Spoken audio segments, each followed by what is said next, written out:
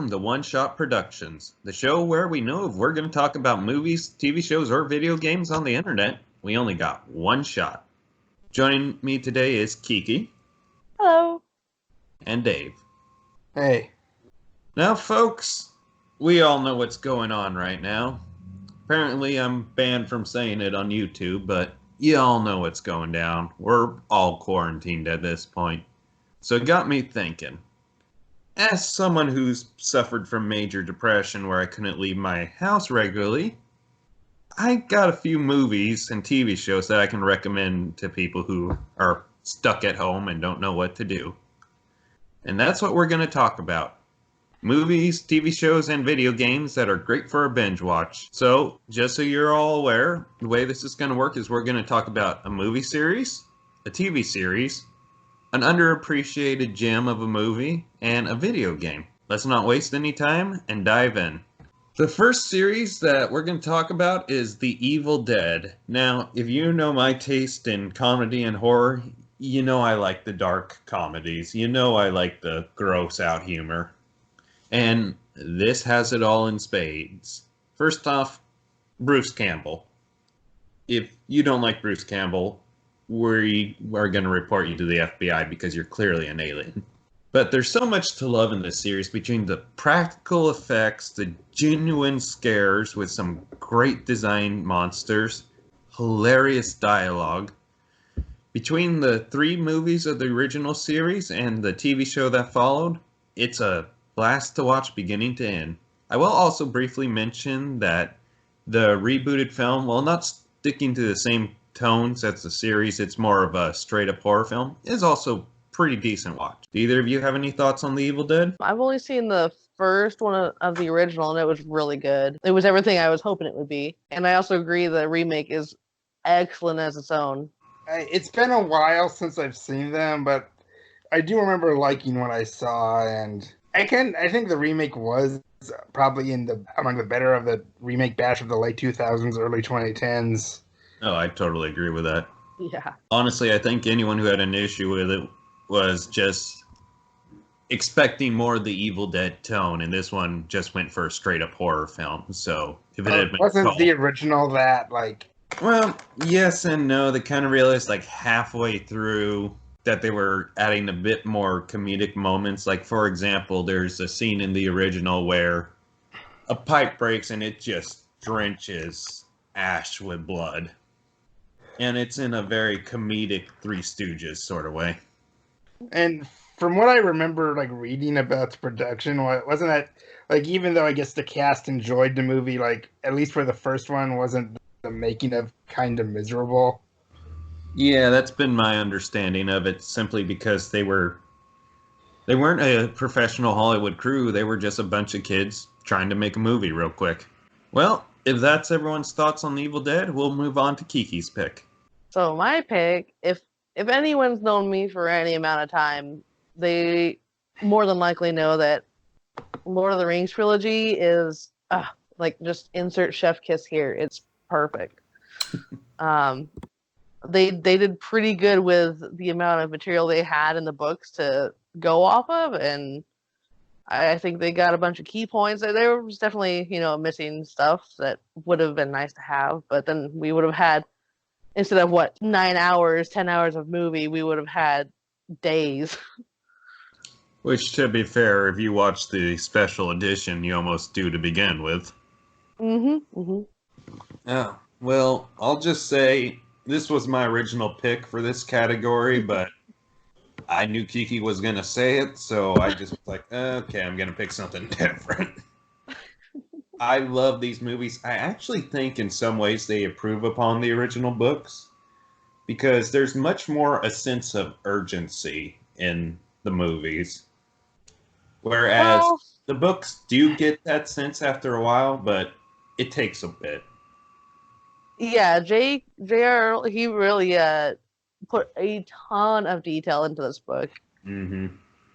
Into all of his books, really. I think The Hobbit was like a breather for him. Yeah, and I'm not knocking the books at all. I love the books. I'm just saying, for a more modern audience, I think that's probably what's going to be more enjoyable, Oh yeah, I have a it is confession. very Never watched a minute of these. happens. These things happen.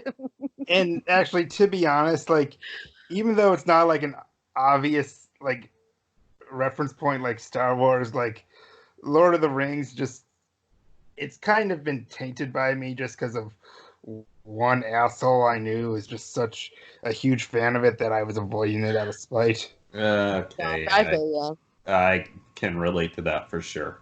yeah. Mm-hmm. Definitely can't hold you that against you. Yep. All right, Dave, what's your pick? I gave it some thought, and I have to say, like, out of all the franchises that one could binge, I really think there's potential for it's the Chucky movies. I mean, over the course of the 7 originals plus the remake, they managed to change tones multiple times, yet have it still work. And the fact they always had Brad Dourif as Chucky and always had the same writer across the original series, especially like maybe 10 years or so ago, like Chucky wasn't considered one of the biggest icons, like compared to Freddy, Jason, or Michael, but I think his franchise holds up the best, perhaps. Yeah, I'll actually agree with you there because, like, the Freddys and the Jasons, like, they just kept pumping them out regardless of quality. With the Child's Play and later Chucky movies, you could tell this was someone's passion project through and through. And technically, if you check the release years from Child's Play 3 to Cult of Chucky, we averaged one Chucky movie every presidency. I will say, I believe it's The Curse of Chucky. Is that the one that came out before Cult of Chucky? Yeah, Curse was 6. We did a podcast on that one years ago. Oh, yeah, way back in the day. I would actually argue that's probably the best out of the entire series. Don't get me wrong, the original is great and everything, but I think you can make an argument that the way that film was shot and paced and the way it kind of managed to balance both the tones of the Bride of Chucky and the original Child's Play series, it just nailed it. Did you see Cult yet, by the way? I'm actually was gonna watch it on Netflix right after this. Okay, so you better like give me your running thoughts as you watch it. Oh, for sure. And also, much to my surprise, the remake from last year, I'd also say is one of the better ones. It's not even so much how they did a completely different approach, but they got writer filmmakers who clearly gave a shit about what they were making. Oh, good. And like, I thought, okay, since I knew Brad Dourif wasn't going to be Chucky again, like, I didn't think there'd be anybody who they could get that would sound appealing, but then they go and pull Mark Hamill. Which, can we talk about Mark Hamill's underrated voice acting career? Like, the vast majority just know him as Luke Skywalker guy, but... Well, to be honest, like, what other live action things did he do besides Star Wars? I honestly can't think of any.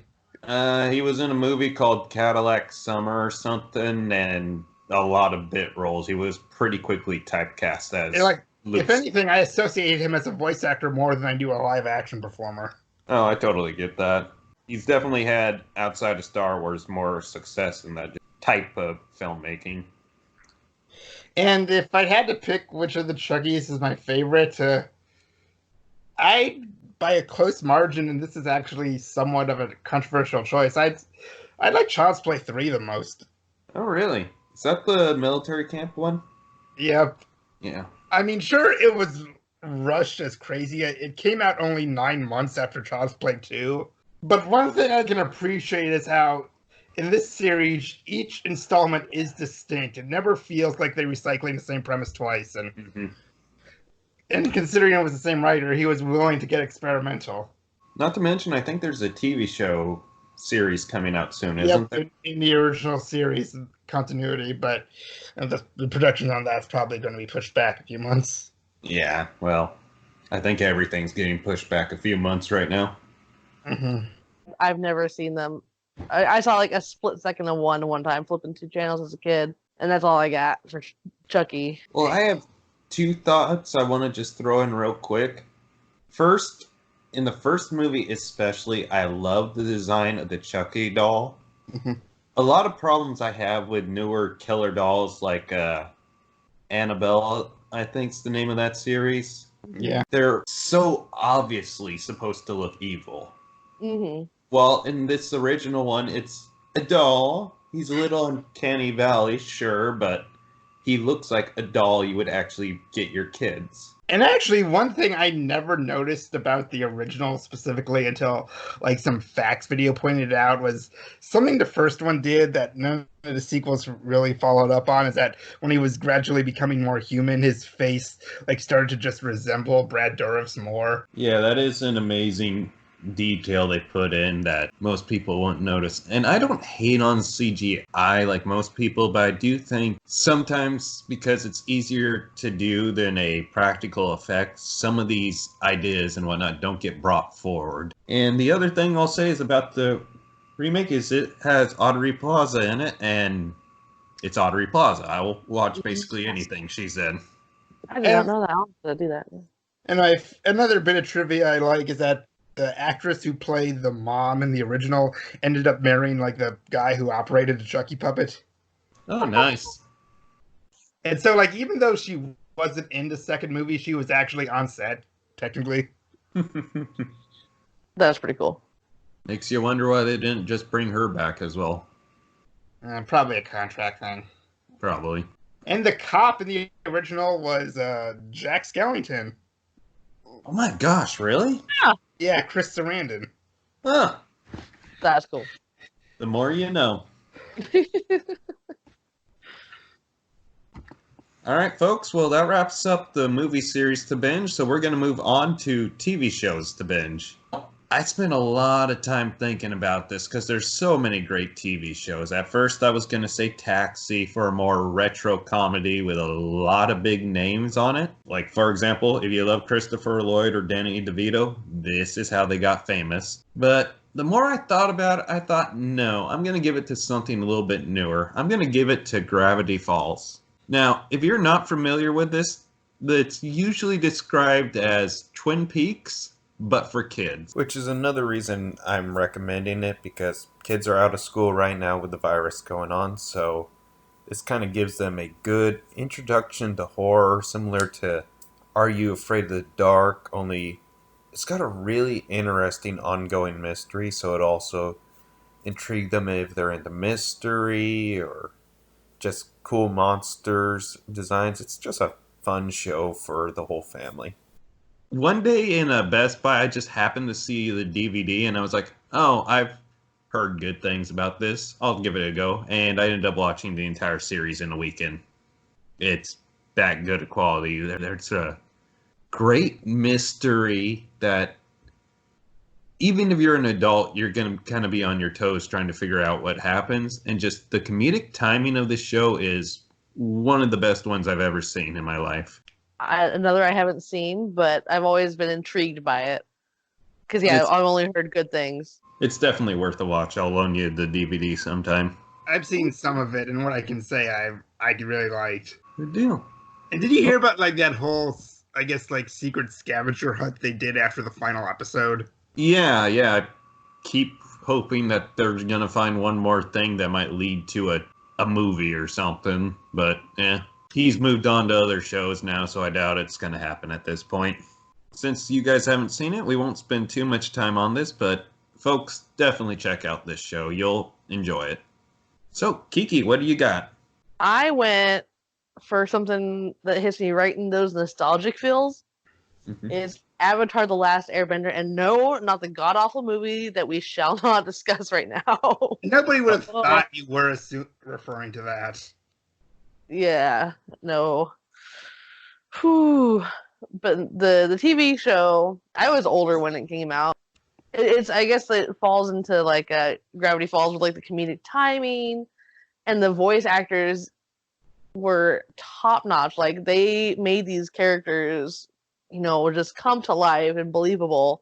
I just man, last summer my son and I watched it on repeat nonstop. We'd go through the whole series just over and over. Speaking of which, Mark Hamill voices the main villain in that series, so that's a fun little But yeah, I totally agree with Kiki. Like, the character growth throughout the show is incredible. Like, by the time you get to the last season and how epic the last couple episodes are, it's like, this is what Game of Thrones should have been for the final season. I was gonna talk about that too.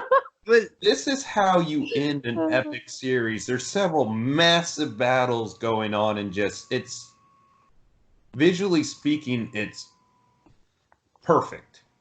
Absolutely perfect. Oh yeah, no, and like this, the rhythm of the series, like it doesn't feel like it slows down even when they are taking a break and just recuperating or have a filler episode. Even the filler episodes are pretty damn good. Yeah, I'd say out of the entire series, there's only one bad episode. That's it. What would that be? and everybody Uh, makes a joke about it. You don't even need to say it. People know which one you mean. It's the past episode. With the yeah, Two tribes. yeah, that is definitely my least They even made a favorite. joke about how much the audience hates that one. Like, exactly what he said during the play episode where they're watching the Fire Nation Mm-hmm. interpretation of them. Even the show creators threw in oh, look, there's whatever the name was past. Let's skip over that. Yes. See, I didn't hear that there was too much hate for that episode, but I definitely agree that would be the least appealing. Although I will say they follow up that episode with probably one of their best ones, so. Well, that was like the episode. You're talking about the season 1 episode. Never mind. Yeah, it's the season 1 episode where they actually go to the air temple. Yeah, because I was thinking because like the play episode was the one right before the finale, but Yeah. I saw the show like from when it began in 2005, and I watched it till the end. It is as good as its reputation has stated. Like, the characters are incredible, the animation is gorgeous, and I do feel I think too many shows in the past decade have tried to be Avatar to their detriment, and oh my god, Frozen 2 is just Avatar. I haven't seen Frozen 2, so I'll take your word on it. Here.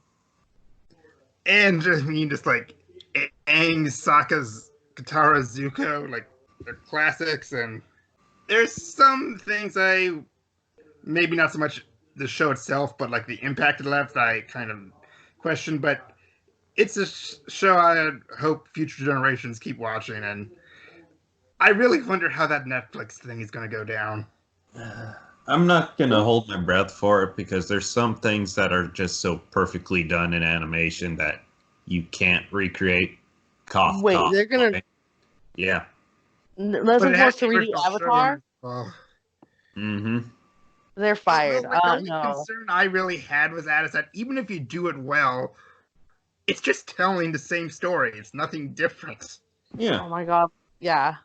Like, theoretically, even if they got better actors and like wrote tighter scripts, like, it would just be the same thing again. That's just my one concern about it. Yeah, it's the same reason I'm not a fan of any of the Disney live action remakes. They're like, oh yeah, we know this series. And also, a lot of them are really, really, even for knowing the series, they're really bad. I think the only one I enjoyed somewhat was the Jungle Book one because it was kind of doing a bit of its own thing. It's just that whenever you reboot a TV show, it's usually you do a different take on it, not just switch to medium. Like, one of my current favorites is the DuckTales reboot. Oh yeah, that's been pretty good. Wow. I'm super behind. I did like the live action Beauty and the Beast, though.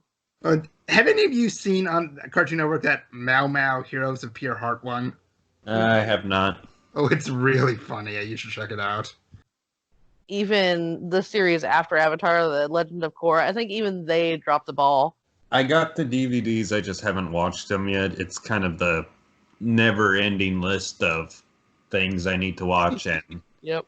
Oh, no, I was saying I didn't watch too much of Korra because it didn't sit right with me. Gotcha. I always remembered how one of the main characters on Korra was in Final Destination 5. Oh, really? Have you seen that one? Which one's 5? The one with the bridge? No, I didn't see that. I don't think I saw that one. No. Well, like the actor who plays Bolin plays a character who like is going. He dies on a massage table. So it's my turn.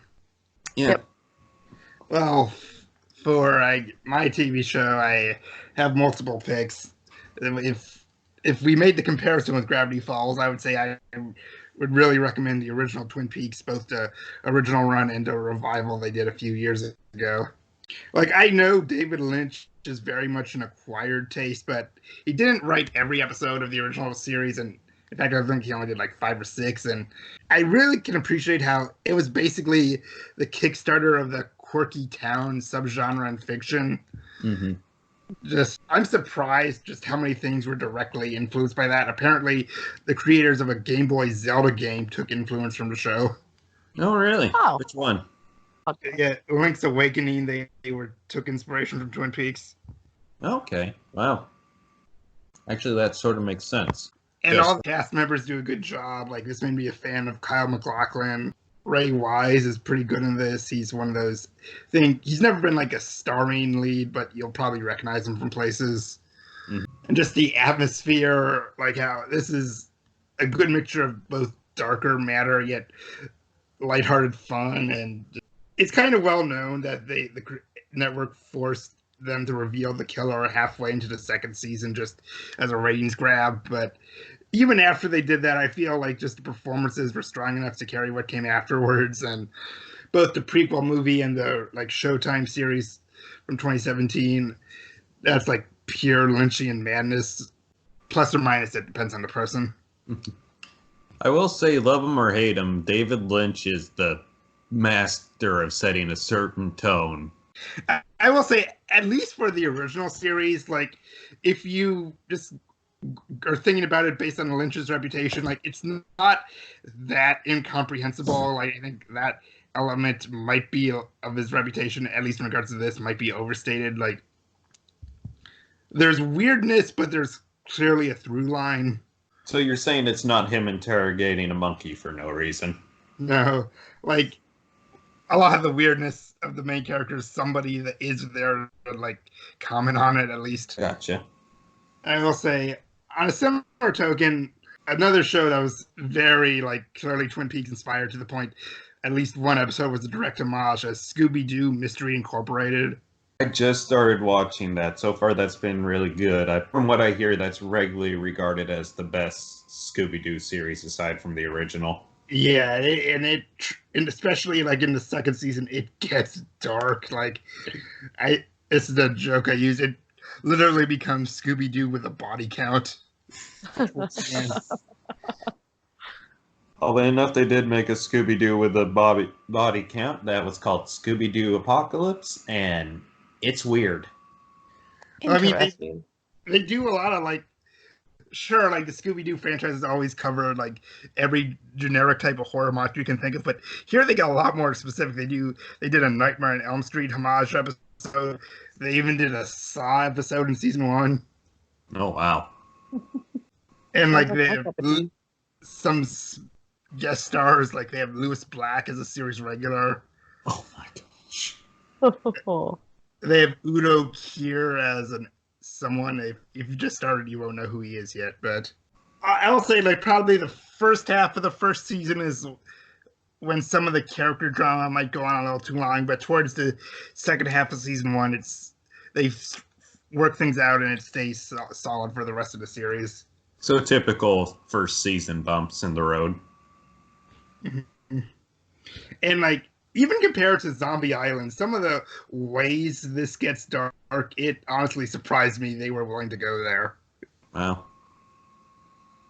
Well, that's the great thing about Scooby-Doo. You can have the ultra goofy puppening Scooby-Doo or whatever the new series is currently. I haven't watched it. Too. Yeah. Or you can have the more serious ones. Except for the live-action movies. We do not speak of the live-action movies. And on a lighter note, I would also say for TV series binging, my old standby, Fraggle Rock. Yeah. Can't you get away? Songs can be stuck in my head all day. That is a It's funny, classic. like, Oh yeah. I can remember like when I was actually a kid in the show's target audience, the show fucking terrified me. Like, just the character designs were like freaky to like little me's mind, and of course I can distinctly remember that the one episode, like maybe the first episode I saw as a kid was like the one meant to be scary one, and Well, that'll do it.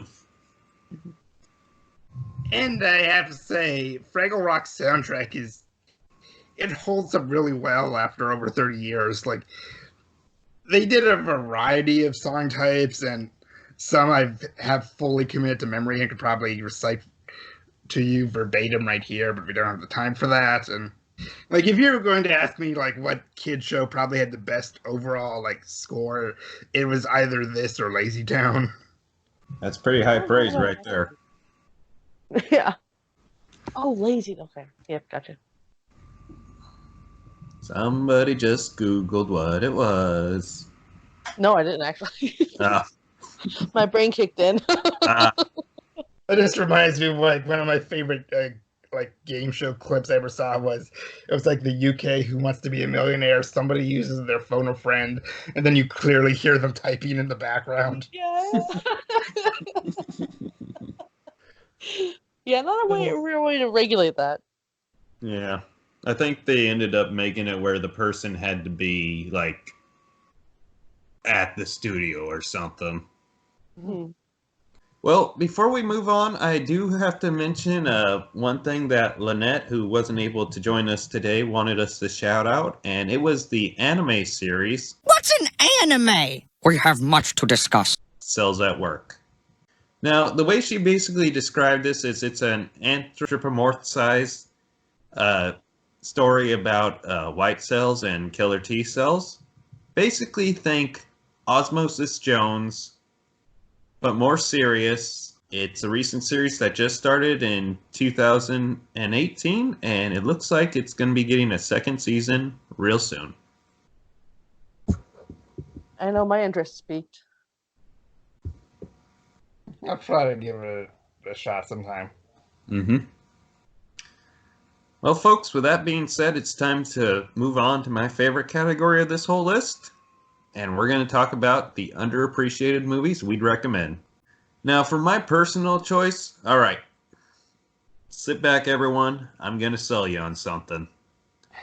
What if I told you Elvis didn't die? At least not the way you thought he did. No, the man who famously died on the toilet? That wasn't the real Elvis. That was just a body double.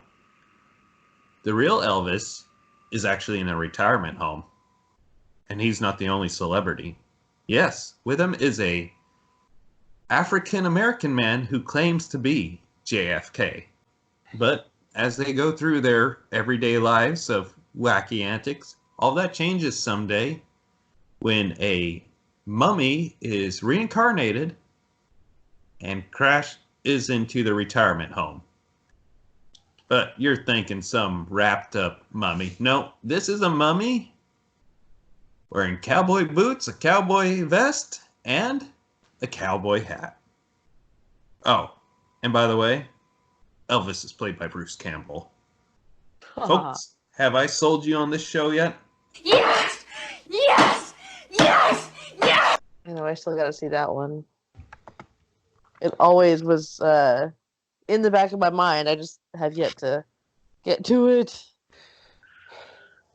I'd probably put it up there as one of Bruce Campbell's top 5 movies. Wow. I hadn't heard of it when you first told me the title of it, and I actually didn't want to look it up for myself. I wanted to wait for you to describe what this title was. And now that you know, do you want to check it out? We'll probably see some clips first. All right. Well, unless you guys got anything else to say, let's move on to Kiki's pick. All right, so my underappreciated movie, it's one of those, it's so stupid it's funny. I'm choosing Kung Pao Enter the Fist. It's a Steve Odekirk movie. They take these old martial art movies from, China and all over, and I don't know I can't remember exactly what series they chose, but they edit their faces onto these people, and sometimes they recreate the scene and have stand-ins that look similar or have new characters. It's like an Odyssey kind of. Like he doesn't, you don't travel far, but he's on this big quest to find, out why he has this special talent and how he can use it for, the best. I will say it doesn't really like feel complete, I guess, but it's just a straight up comedy. That just sounds interesting. I'll definitely have to check it out. Oh yeah, it's my sister and I would sit around and quote this movie all the time. That's all I gotta say on it. I'm not as in depth as you guys. Oh, it's okay. Dave, you got anything to add? I've heard of that one. I've been meaning to see it. Like, I mean, I know the title. Well, with that being said, why don't you go ahead and say yours? For my underappreciated movie, I'm going with this. It was from 2009. This thriller called A Perfect Getaway. It's about three couples vacationing in Hawaii. Among them, there's Timothy Oliphant, Mila Jovovich, a pre-Thor Chris Hemsworth, and Marley Shelton, who I've seen in some of my favorite like later 90s, 2000s slashers, and Steve Zahn. And it's basically there's been a murder on one of the other islands of Hawaii, and they're trying to figure out who it is, and it deliberately throws a lot of red herrings at you to the point they directly have characters bring up the concept of red herring, and it does something I haven't seen another movie do, is that like once they tell you the answer, they for a good 15 minutes they flash back and just go into like what the killers are really like and show you a bunch of different scenes with added context. And even though that sounds like something that would really slow the pace down, it actually adds a lot of depth, and I'm glad it's there. Oh, nice. I'm sold on just the actors alone. Holy crap. Yeah, same here. Like, which names were the ones to draw you in? All of the ones you said. Even Steve Zahn. Oh, so you know who Marley Shelton is? Okay, not that one, but up to Steve Zahn. Oh. Sorry, I'm sorry. I know that name from something. She was in Valentine. She was in, I think, both parts of the Grindhouse movie. She was in Scream 4. Okay. Yeah. I just Googled her and the face was like, okay, yeah, I know who that is. She's like one of my favorite actresses who never really became a big name, but I really liked her acting chops, and I wish she could have been in more. Mm-hmm. Okay, now Well, that's a film I'll definitely have to check out. So, with that being said, we're moving on to our final category, video games. Now, since it's looking like we're all probably going to have to stay home for about the next 2 weeks, I tried thinking, what is a game that I can recommend to people that will take a good amount of time in order to fully explore and bite your teeth in? Well, folks, most of you have probably already played it, but I'm going to say it anyways. Red Dead Redemption 2. Yeah, I know, just about everyone has it, but have you explored in it? If you're just doing story missions or online, you are cheating yourself out of one of the most filled and vibrant worlds that I have ever seen in a video game. I've been playing this since it came out, and I'm still finding little secrets here and there that I question if anyone else has ever found. And when you do get bored of exploring and want to check out the story mission, it's a really well-told old Western story, which really helps tie into the original game. I will say, while the first game was very much a spaghetti Western, this one feels more like a Wild Bunch Jeremiah Johnson type story. Yeah, that's a series I've always wanted to get into playing. I've never had the opportunity, but it always looked very, very fun. Mm-hmm. I mean, I know that was like a Rockstar release, right? Yeah. And mostly I just watched Grand Theft Auto 5 multiplayer online, but I've heard nothing but glowing things about the Red Dead games. In my personal opinion, it's their best series that they do. I know that might be controversial just because everyone loves GTA, but Uh, Didn't we learn in the last few months that Rockstar is kind of crappy to their employees? unfortunately, yes, I was pretty disappointed to learn that both them and Naughty Dog aren't the greatest companies in the world to work for. But I will say for those employees, it's completely wrong what they were put through, but your hard works and effort completely shine through. Yes, there's definitely a lot of love. hmm And I'm not too patiently waiting for Undead Nightmare 2. So come on, get to it. Or GTA 6. It's been like 7 years. I've actually Yeah. heard the next game they're thinking of doing is Boldy 2, and that's one I thought was never getting a sequel.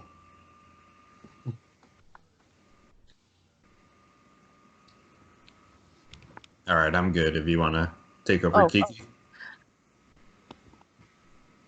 and the game I'm picking is a fairly new release, Zelda Breath of the Wild. Um, it's on Nintendo Switch. It's also on Wii U, but that's a console that Nintendo fans don't talk about.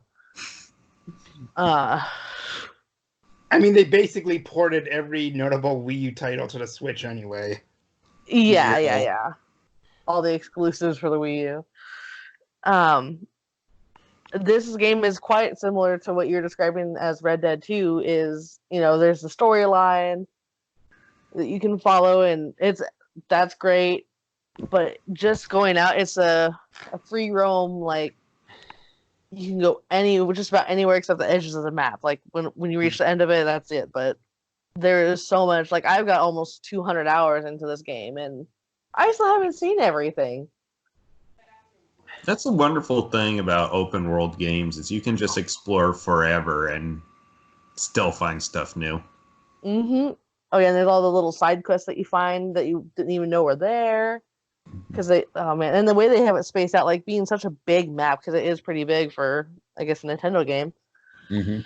Um, you don't ever feel like there's too big of a gap with nothing to do. Either you're foraging, you're talking to people, you're doing a quest, or you're killing enemies. You're doing these shrines that help level up your stamina and your health, and there's just always something you're coming across. Nice. And the art and oh man, the music. The soundtrack is very minimalistic. It's so like it's in the background, but it's still very iconic, and they've integrated like old themes in a very it's very like classical because it's very piano heavy. Mm-hmm. But it's just a beautiful game. Unfortunately, I don't own a Wii U or a Switch, so I haven't had the chance to play it. But it's one of those games that, as an owner of a different console, you just look at and envy. Like, man, I wish I could play that right now. The last Zelda game I played was probably A Link to the Past. Mm-hmm. It's like the one mainline Nintendo series that I never really got into, but I know it's very popular, and Breath of the Wild especially just was around the board loved, from what I hear. Mm-hmm. Yeah, I know a few Zelda fans who are just still singing its praise all the time. Oh yeah, I even follow a guy on Twitch. That's all he does. He does like these ridiculous speed runs with like ridiculous rules, and it's always entertaining, even though it's the same game over and over. Who's that? Point Crow. Point Crow? Yeah. Well, He's shout doing out, Crow. Yeah, no, he's currently doing a speed run on his Twitch. I didn't catch his last broadcast of it, but he's doing it where he can't touch the ground. Like there's this area called the Great Plateau where you can walk around in there on the ground, but everywhere else, unless you're on a structure like a tower or a man-made thing, you just you have to get all the towers without touching the ground. The towers expose the map, and it's a lot of fun. Good deal. I mean, from what I heard about it, I'd like the idea of a game letting you go just straight to the final boss immediately if you wanted. Yes, I do love that concept. I do believe there is a video out there where someone, it might have been Point Crow or Small Ant one, they beat they went straight from beginning straight to the boss with a stick. They beat him with a stick. What? Yeah. I mean, they use the glitches to their advantage. I mean, I haven't come across glitches myself, but if you overload the game, there are glitches, and they are hilarious, and they change different gameplay abilities. Gotcha. Speaking of speedruns, Kiki, have you seen that YouTube channel Summoning Salt? No. Like, he does histories of video game speedruns, and it is like the most fascinating thing to learn about all the like glitches and exploits people have been able to come up with. He has a 30-minute video on one individual track from Mario Kart 64. Oh. That's awesome. Those aren't necessarily things that I watch all the time, but seeing some of this stuff, like, I saw a video where somebody beat the original, or not the original, it was the second Jak. So Jak 2 in like 6 minutes.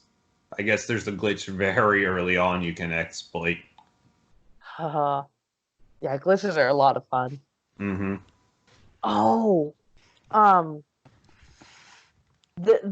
the one speedrun that I didn't get to partake in that Point Crow had done with Zelda Breath of the Wild that I absolutely loved. I don't know how he had it set up, but he did it to where he would get 5 minutes to play on it himself, and then it would switch over. In the next 5 minutes, the Twitch chat on his channel controlled the game.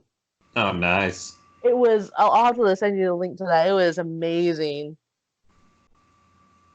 And Like, no, they people, would type we're in- not being sponsored by Point Crow. It's just, if we find someone we Sorry. like, we're going to give them a shout out. Oh yeah, I'm fangirling right now. Mm-hmm. No worries. And he's actually pretty, like, he's very, like, family friendly, I think. So Oh, good deal. my son enjoys watching this stuff. Okay, I'll stop because I can go on and on. No worries. Dave, you're on deck. Okay, so I kind of cheated. I'm going with multiple picks because I couldn't just pick something I like, but something I know would take people a lot of time. Like, first, for something both old and new, the remake of CTR, Crash Team Racing Nitro Fueled.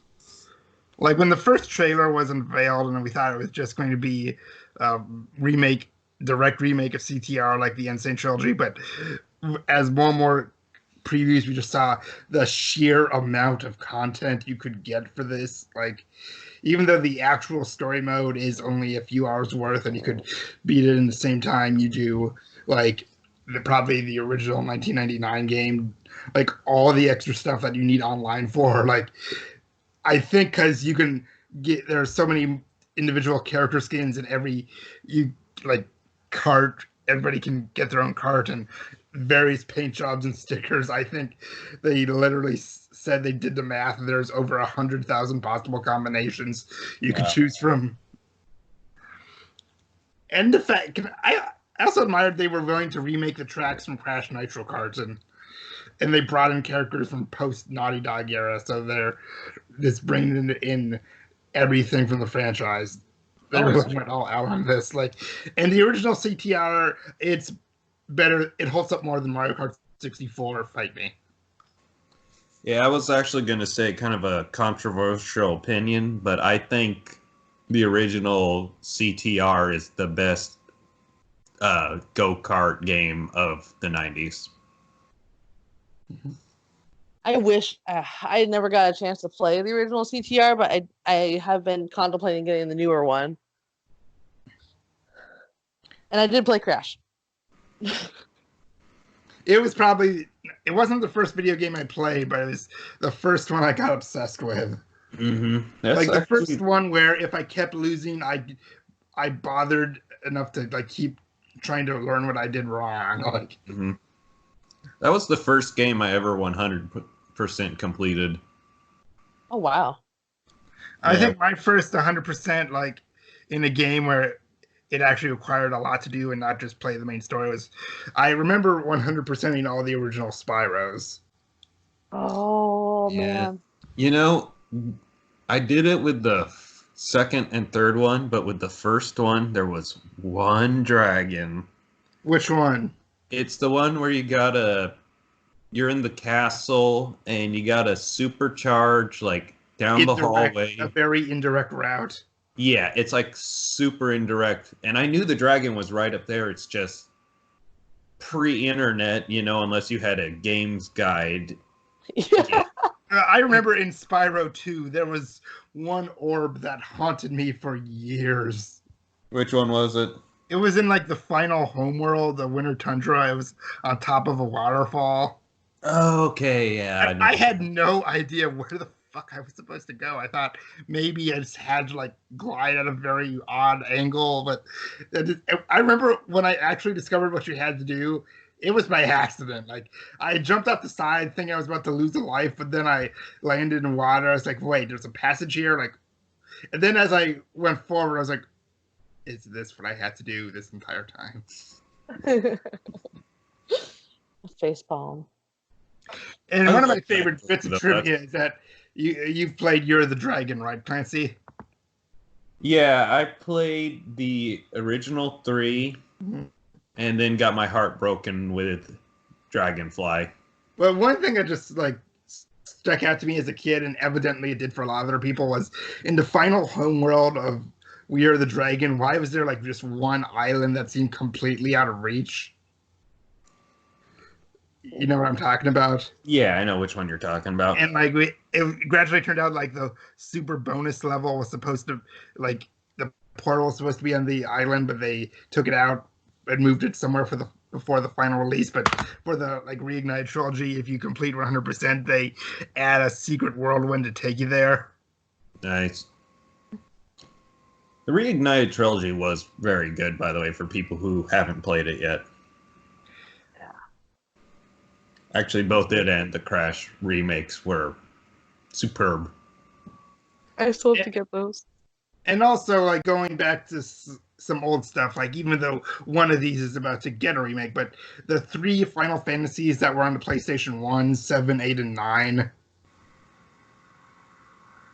like those were some of the first story-based games I ever got into as a kid, and it was just the soundtracks were amazing. I liked how each game had completely different combat mechanics, and it was always the best feeling when you finally got the airship and could just fly over the world. Mm-hmm. Yeah. Play any of those? I played bits and pieces. At that point in my life, I was only getting like 2 new video games a year at most.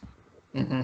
So at the time, I was more into platformers, but I'm actually really looking forward to the remake as a way to get into the series.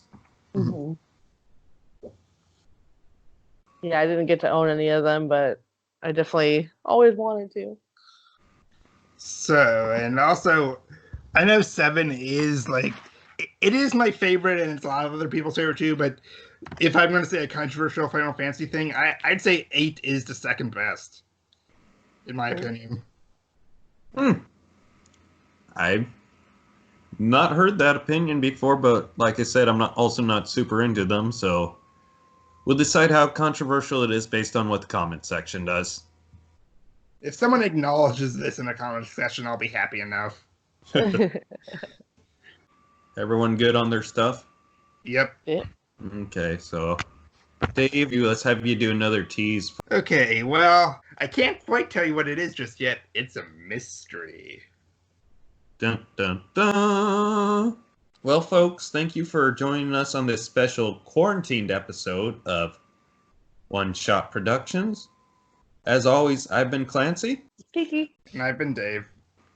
And folks, we want to thank you for checking us out. You can find our stuff on YouTube, Facebook, Instagram, or Twitter. And also, we just started releasing on SoundCloud, so hope you check us out one of those places. Again, the name of the series is One Shot Reviews. And before we go, I just want to say these are very trying times that we're all in right now. With the news who's just seeming to get worse and worse every day, it's easy to feel hopeless. But keep in mind, you are not alone. And if you ever feel like you are, there's people you can call and talk to. I'm not saying this as a place of judgment or anything, because I've had to call this number multiple times. But if you ever need someone to talk to, the suicide prevention number is 1-800-273-8255. Again, 1-800-273-8255. Well, folks, that wraps it up for the show, but once again, thank you for watching, and we'll see you next time.